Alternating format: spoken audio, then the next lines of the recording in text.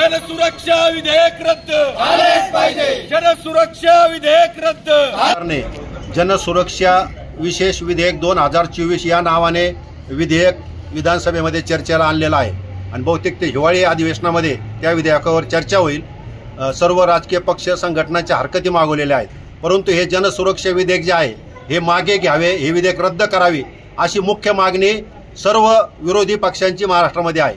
कारण हे जनसुरक्षा विधेयक म्हणजे घटनाविरोधी विधेयक आहे, जे जनविरोधी आहे आणि त्याचबरोबर या विधेयकामध्ये जनसुरक्षा नसून जनविरोध खचाखच भरलेला आहे। हे कॉर्पोरेट धार्जिने भांडवलदारांच्या आणि कॉर्पोरेटच्या हिताचे विधेयक आहे। विरोधी पक्ष जे सरकारच्या विरोधामध्ये आवाज उठवत आहेत, सरकारकडे आपल्या मागण्या करत आहेत, या मागण्या करण्यासाठी विरोधकांचा आवाज दाबण्यात यावा म्हणून हे जनसुरक्षा कायदा सरकारला करायचा आहे। याच्यामध्ये प्रत्यक्ष या सरकारने आत्तापर्यंत अनेक घोषणा आश्वासनं दिलेली आहेत। हे कोणती आश्वासनं हे सरकार पूर्ण करू शकत नाही, म्हणून आश्वासनं पूर्ण न करणारं सरकार जनतेचा आवाज दाबण्यासाठी जनसुरक्षा या नावाने कायदा करण्याच्या विचारात आहे। संबंध राज्यभर या कायद्याला विरोध आहे। आज 22 एप्रिल महाराष्ट्रामध्ये सर्व राजकीय पक्ष व संघटना या कायद्याच्या विरोधामध्ये आंदोलन करत आहे।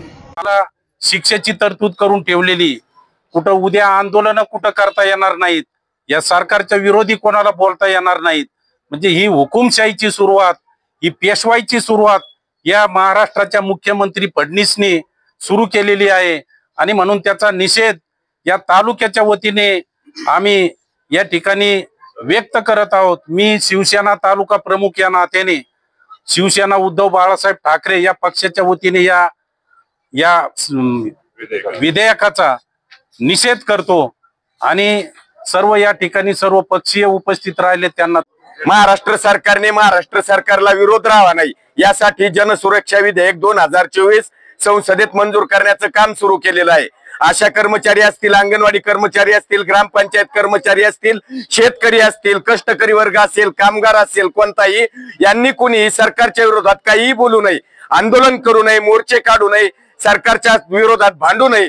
याच्यासाठी पेशवाई अंतर्गत जे येणार आहे, मनुस्मृती अंतर्गत जे येणारं विधेयक आहे ते जनसुरक्षा विधेयक 2024 तात्काळ सरकारने रद्द केलं पाहिजे।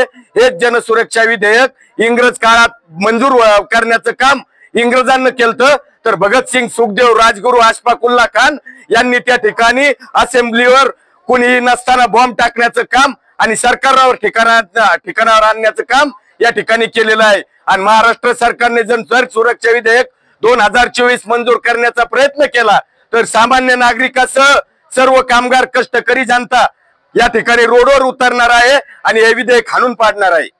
जनसुरक्षा विधेयकाची तुलना सायमन कमिशन, इंग्रजांच्या काळात सायमन कमिशनची होतेच।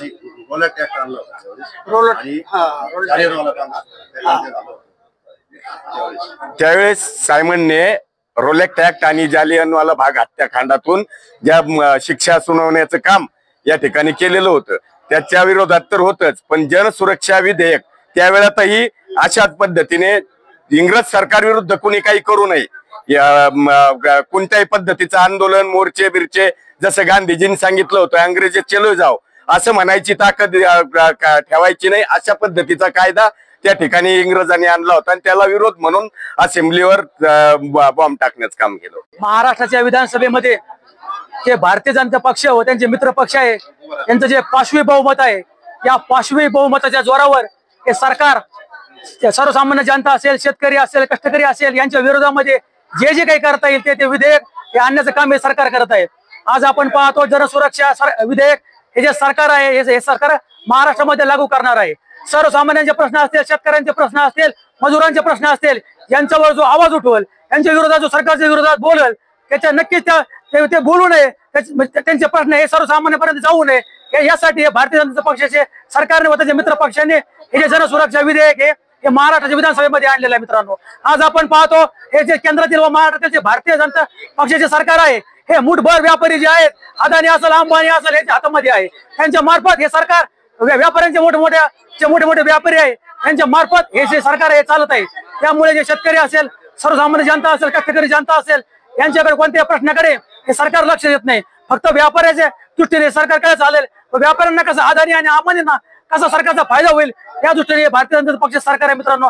त्यामुळे हा सर्व महाराष्ट्रामध्ये आमचे महाराष्ट्राचे प्रदेशाध्यक्ष हर्षवर्धन सपकाळ असतील, माननीय आमदार थोरात साहेब असतील यांच्या सूचनेनुसार व जे बाकी विरोधी पक्ष असेल या सर्वांनी मिळून आम्ही या जनसुरक्षेचे विधेयक आहे याच्या विरोधामध्ये महाराष्ट्रभर आंदोलन चालू आहे आणि आम्ही त्या संदर्भात आज शेवगावमध्ये आंदोलन करत आहोत. जनसुरक्षा विधेयक आणणं म्हणजे या सरकारला विरोधक राहिलेला नाही आणि या सरकारचे आता 100 दिवस पूर्ण झालेले आहेत आणि या 100 दिवसात शेतकरी असन, लाडकी बहीण असन, तुमचे गॅसची टाकी असन, याच्यामध्ये ते अपयशी झालेले आहेत आणि ते अपयश झाकण्यासाठी आणि जे अपयश झाकायचं त्यांना त्याच्यासाठी आज जे चळवळीतले कार्यकर्ते पुढे येत आहेत, त्यांना विरोध करत आहेत.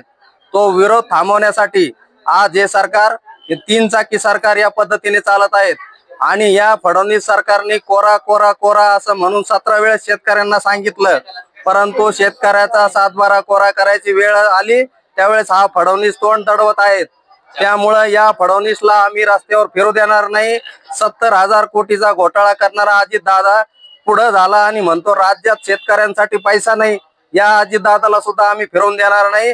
शिंदेनी हातामध्ये 1000 त्या राख्या घातल्या, 2100 रुपये देतो म्हणला, परंतु आज चक्क 500 रुपये टाकतोय.